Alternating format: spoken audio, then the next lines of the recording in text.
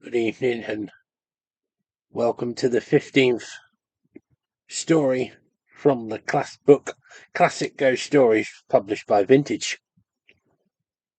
In the last reading, I somehow managed to lose my place twice and drop off to sleep twice. I hope that doesn't happen in this story. It shouldn't happen. It's only a few pages long. I would be significantly worried about one of the last two of the last three. They're over 40 pages long. Each one's nearly 50 pages. So, I bring to you the 15th story, and it's the rather long titled The Authentic Narrative of the Ghost of a Hand.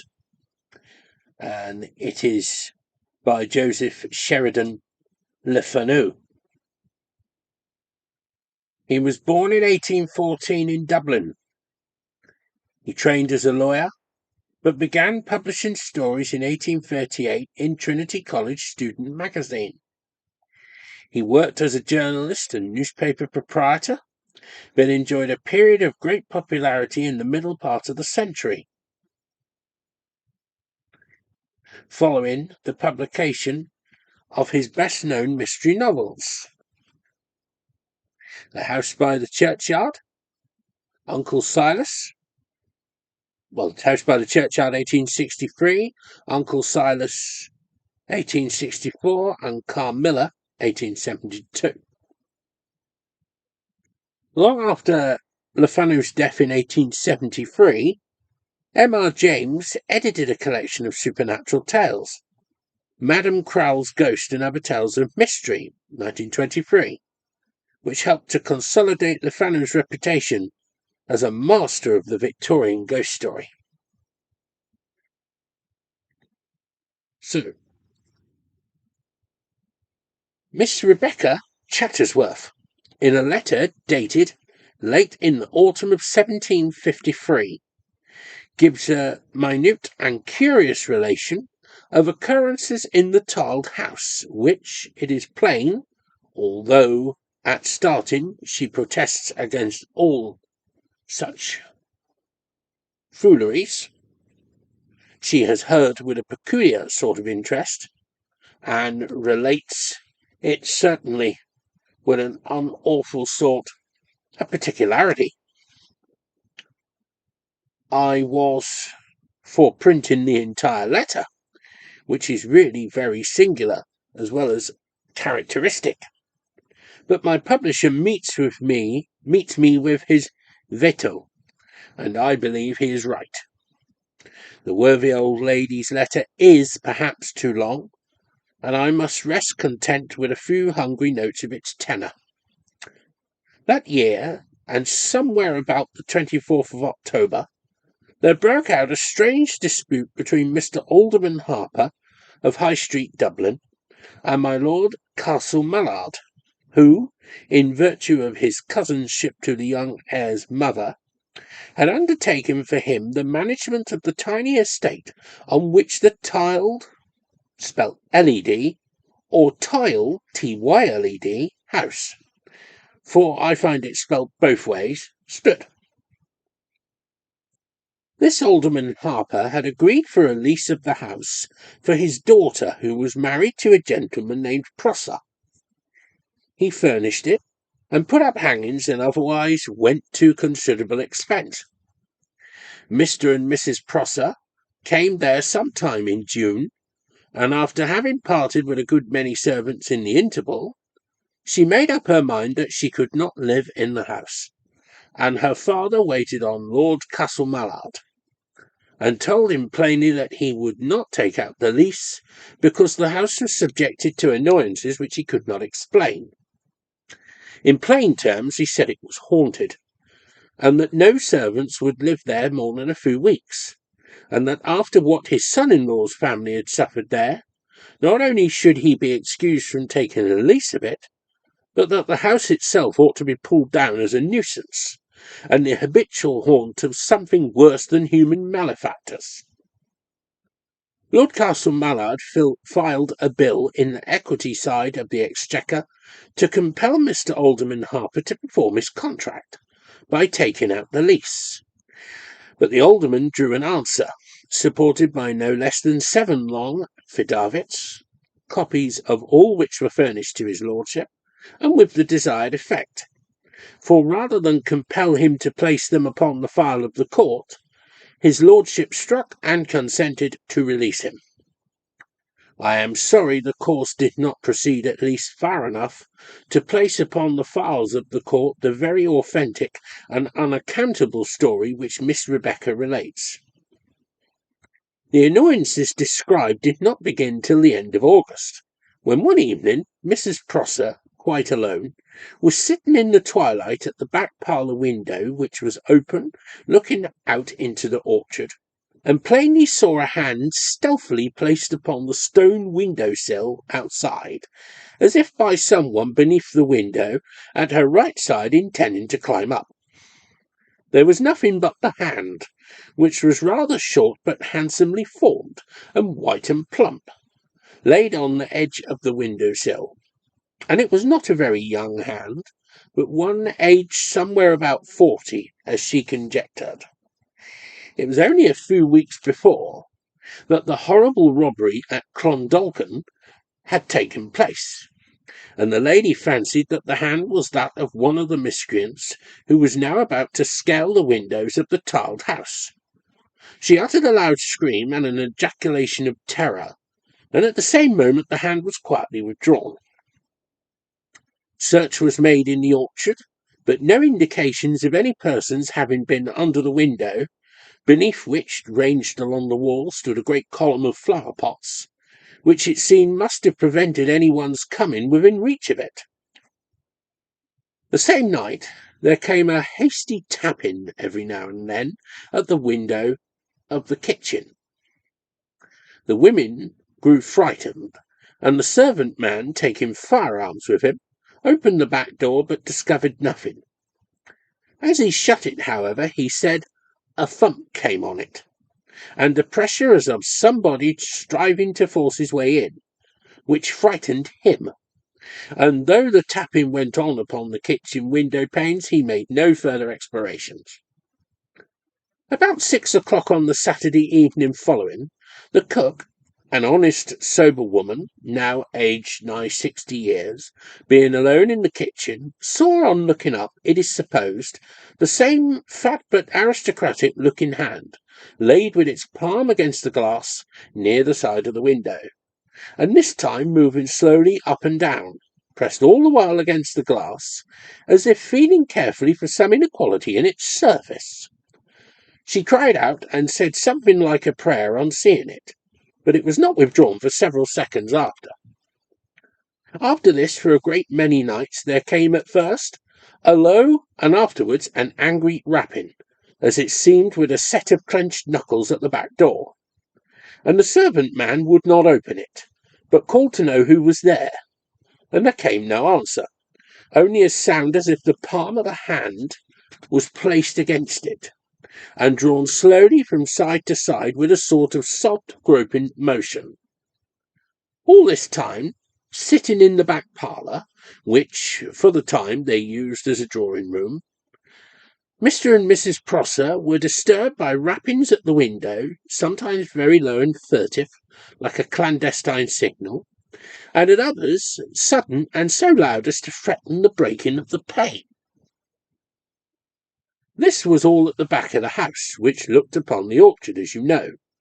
But on a Tuesday night at about 9:30, there came precisely the same rapping at the hall door, and went on, to the great annoyance of the master and terror of his wife, at intervals for nearly 2 hours. After this, for several days and nights, they had no annoyance whatsoever, and began to think that nuisance had expended itself. But on the night of the 13th of September, Jane Easterbrook, an English maid, having gone into the pantry for the small silver bowl in which her mistress's posset was served, happening to look up at the little window of only 4 panes, observed through an auger hole which was drilled through the window frame for the admission of a bolt to secure the shutter, a white pudgy finger. First the tip, and then the two first joints introduced, and turned about this way and that, crooked against the inside, as if in search of a fastening which its owner designed to push aside. When the maid got back into the kitchen, we are told she fell into a swound, swounde, whatever that means I do not know, and was all the next day very weak. Mr. Prosser, being, I've heard, a hard-headed and conceited sort of fellow, scouted the ghost and sneered at the fears of his family. He was privately of opinion that the whole affair was a practical joke, or a fraud, and waited an opportunity of catching the rogue flagrante delicto. He did not long keep this theory to himself, but let it out by degrees with no stint of oaths and threats, believing that some domestic traitor held the threat of the conspiracy. Indeed, it was time something were done, for not only his servants, but good Mrs. Prosser herself had grown to look unhappy and anxious. They kept at home from the hour of sunset, and would not venture about the house after nightfall, except in couples. The knocking had ceased for about a week, when one night, Mrs. Prosser being in the nursery, her husband, who was in the parlour, heard it begin very softly at the hall door. The air was quite still, which favoured his hearing distinctly. This was the first time there had been any disturbance at that side of the house, and the character of the summons was changed. Mr. Prosser, leaving the parlour door open, it seems, went quietly into the hall. The sound was that of beating on the outside of the stout door, softly and regularly, with the flat of the hand. He was going to open it suddenly, but changed his mind, and went back very quietly and on to the head of the kitchen stair, where there was a strong closet over the pantry, in which he kept his firearms, swords, and canes. Here he called his manservant, whom he believed to be honest, and with a pair of loaded pistols in his own coat pockets, and given another pair to him, he went as lightly as he could, followed by the man, and with a stout walking cane in his hand, forward to the door. Everything went as Mr. Prosser wished. The besieger of his house, so far from taking fright at their approach, grew more impatient, and the sort of patting which had aroused his attention at first assumed the rhythm and emphasis of a series of double knocks. Mr. Prosser, angry, opened the door with his right arm across, cane in hand. Looking, he saw nothing, but his arm was jerked up oddly, as it might be with the hollow of a hand, and something passed under it, with a kind of gentle squeeze. The servant neither saw nor felt anything, and did not know why his master looked back so hastily, cutting with his cane, and shutting the door with so sudden a slap.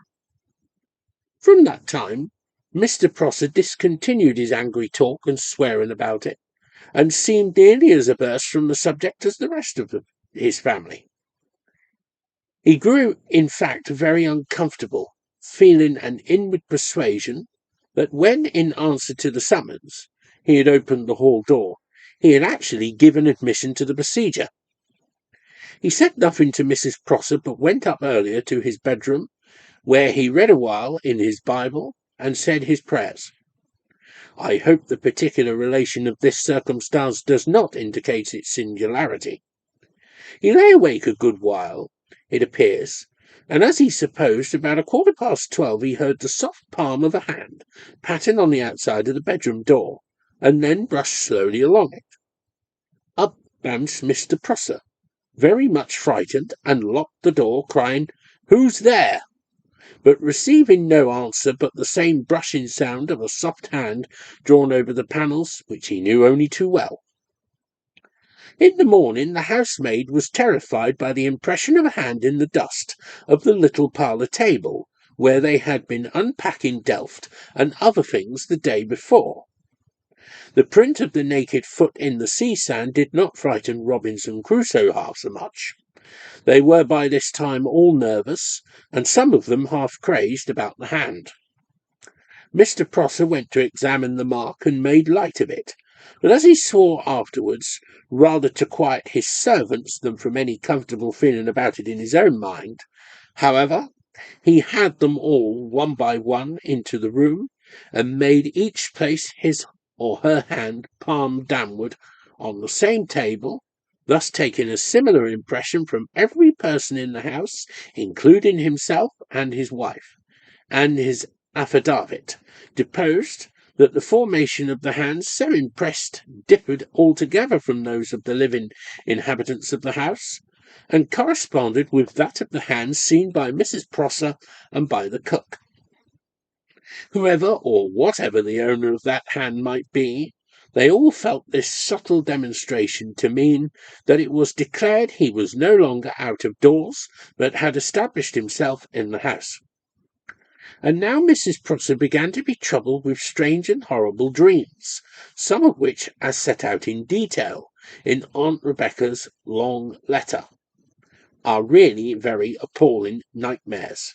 But one night, as Mr. Prosser closed his bedchamber door, he was struck somewhat by the utter silence of the room, there being no sound of breathing, which seemed unaccountable to him, as he knew his wife was in bed, and his ears were particularly sharp. There was a candle burning on a side table at the foot of the bed, beside the one he held in one hand, a heavy ledger, connected with his father-in-law's business, being under his arm. He drew the curtain at the side of the bed, and saw Mrs. Prosser lying, as for a few seconds he mortally feared, dead, her face being motionless, white, and covered with a cold dew, and on the pillow, close beside her bed, and just within the curtains, was, as he first thought, a toad, but really the same fattish hand, the wrist resting on the pillow, and the fingers extended towards her temple. Mr. Prosser, with a horrified jerk, pitched the ledger right at the curtains, behind which the owner of the hand might be supposed to stand. The hand was instantaneously and smoothly snatched away. The curtains made a great wave, and Mr. Prosser got round the bed in time to see the closet door, which was at the other side, pulled to by the same white puffy hand as he believed. He drew the door open with a fling and stared in, but the closet was empty except for the clothes hanging from the pegs on the wall, and the dressing table and looking-glass facing the windows. He shut it sharply and locked it, and felt for a minute, he says, as if he were like to lose his wits. Then, ringing at the bell, he brought the servants, and with much ado they recovered Mrs. Prosser from a sort of trance, in which he says from her looks she seemed to have suffered the pains of death. And Aunt Rebecca adds, from what she told me of her visions, with her own lips he might have added, and of hell also. But the occurrence which seems to have determined the crisis was the strange sickness of their eldest child, a little boy aged between 2 and 3 years. He lay awake seemingly in paroxysms of terror, and the doctors who were called in set down the symptoms to incipient water on the brain. Mrs. Prosser used to sit up with the nurse by the nursery fire, which much troubled in mind about the condition of her child. His bed was placed sideways along the wall, with its head against the door of a press or cupboard, which, however, did not shut quite close. There was a little valance about a foot deep round the top of the child's bed, and this descended within some 10 or 12 inches of the pillow on which it lay. They observed that the little creature was quieter whenever they took it up and held it on their laps. They had just replaced him, as he seemed to have grown quite sleepy and tranquil, but he was not 5 minutes in his bed when he began to scream in one of his frenzies of terror. At the same moment, the nurse, for the first time, detected, and Mrs. Prosser equally plainly saw, following the direction of her eyes, the real course of the child's sufferings. Protruding through the aperture of the press, and shrouded in the shade of the valance, they plainly saw the white fat hand, palm downwards, presented towards the head of the child. The mother uttered a scream, and snatched the child from its little bed, and she and the nurse ran down to the ladies' sleeping-room, where Mr. Prosser was in bed, shutting the door as they entered. and they had hardly done so when a gentle tap came to it from the outside. There is a great deal more, but this will suffice. The singularity of the narrative seems to me to be this, that it describes the ghost of a hand and no more. The person to whom that hand belonged never once appeared, nor was it a hand separated from a body, but only a hand so manifested and introduced that its owner was always by some crafty accident hidden from view.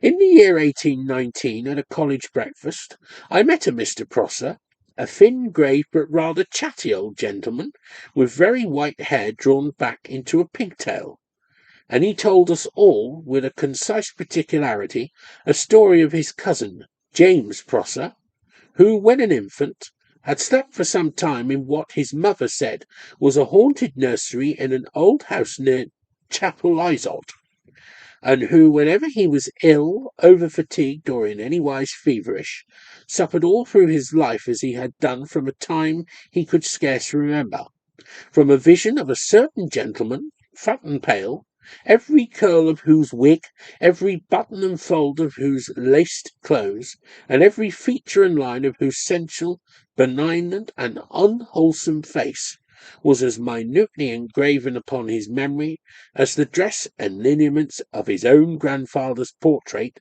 which hung before him every day at breakfast, dinner, and supper.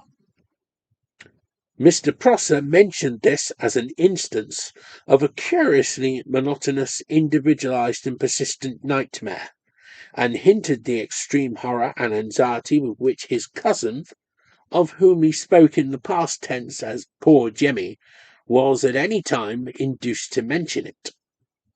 I hope the reader will pardon me for loitering so long in the tiled house, but this sort of lore has always had a charm for me, and people, you know, especially old people, will talk of what most interests themselves, too often forgetting that others may have had more than enough of it.